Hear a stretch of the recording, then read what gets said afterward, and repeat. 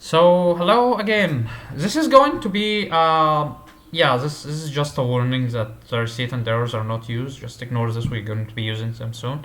So this is going to be just a fast video because I want to just catch up on something that we should have covered in the last video because I want to dive in validation in a separate video. So let's get right to it. As you can see, I'm going to clear the console. I'm going to click submit, and you can see the form is right here, but the data again is right here. Usually you direct your user to a different page or do something after he sends the data, but at least if you want, you might just want to clear the data because you want the user to fill more than one or something. You don't want to redirect him out of the page or where the form is.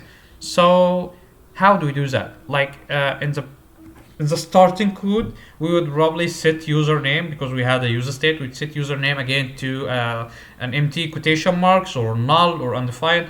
I don't think undefined would work. I think one of them will work, especially with TypeScript. But this is not here, neither there. Let's just focus on what we have in our mind. So I think you have a pretty idea. We are going to be using receipt.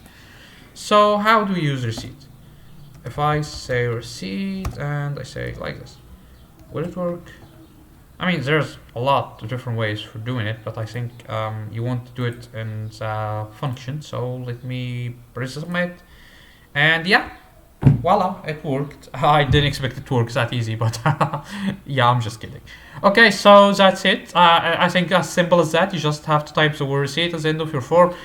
We are going to work in a bit of a complex logic for the form. No worries. We are going to connect it to an API, send the data to an API, just to mock how usually forms work and handle things when okay.